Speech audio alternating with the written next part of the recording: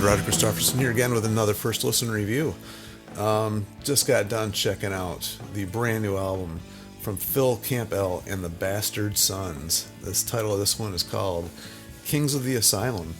And in case nobody knows who Phil Campbell and the Bastard Sons are, it's Phil Campbell, and he was the former guitar player, most notably in the band Motorhead. Took over, I think Orgasmatron was the first album he played on. And he is playing guitar in this band, and along with his three sons, I guess the Bastard Sons apparently, and they are Todd, Tyla, and Dane, and they are now featuring their new vocalist on this one. They had formerly worked with Neil Starr, who was the vocalist for Attack Attack, which was a band I'm not extremely familiar with, but he was with them for all their previous releases. They started back in 2016. They have 3 full-length albums. No, this is their 3rd full-length album. I guess they have a live album in there too. And they came out with a EP back, a couple EPs. One was a studio one and one live one. So there's a bunch of stuff out there from these guys. But their new singer, Joel Peters, is who they're featuring on this one. And I gotta say, this is a pretty cool album. I think this is, everybody says that this is, when a band comes out with a new album, they always say, this is our best one yet. Well, I think they might be right. This one actually was really, really good.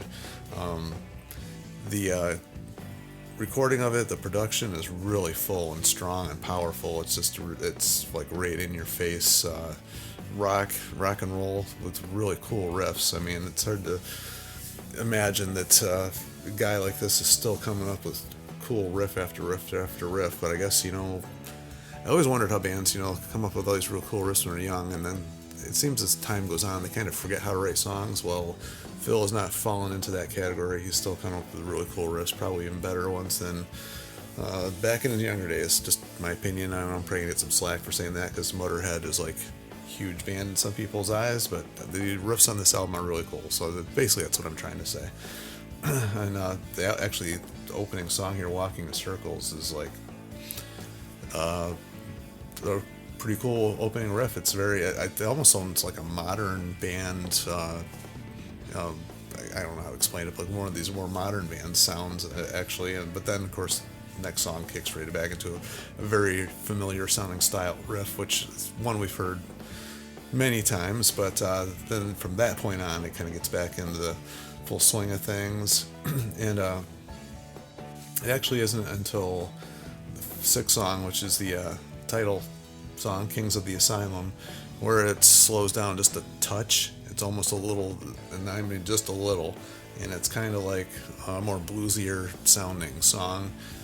The longest song on the album, actually 5.5 minutes long. Most of these songs are pretty short, anywhere from 3 to 4 minutes, but that's the longest one, and it's just because it's just a more slower style music, I guess. But the guitar playing on this, the leads, everything. He's got some really talented kids. Let me tell you, they sound well together. They sound like just a really kick butt rock and roll band.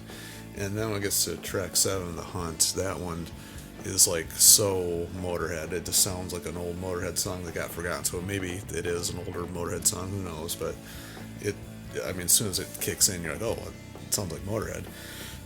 And my favorite one on the album, that goes a couple more here, but my favorite one I think is Ghost, which is track number 10. Really cool riff, great melody, and I gotta point out the new singer here, his name is Joel Peters, is amazing. He actually fits in, I think, better than their former singer. He's got a more deeper, fuller voice, but he's still got range, and he actually reminds me of, in the middle of listening to this, I was like, man, this sounds a lot like the Almighty.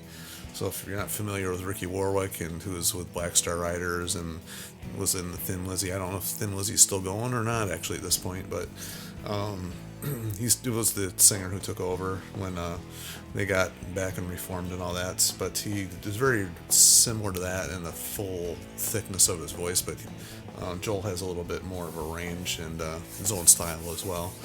And I was really, really impressed with this album, actually. Definitely worth checking out. So, and actually, I don't want to, no disrespect to their former singer, but the rest of their catalog is killer.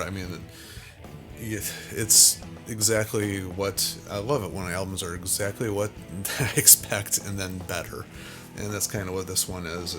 Been really impressed with a lot of the albums coming out in the last couple weeks, and this is one of those ones that's going to fit into that category. I'm sure this one's going to spend some time on my CD player for a while now, just because it's a fun album. It's fun. It's rock and roll, and it's somehow still sounds fresh. So, anyway, anybody out there has anything they want to comment on, as always, feel free, and make sure to like, share, and subscribe so we get more people involved in the conversations.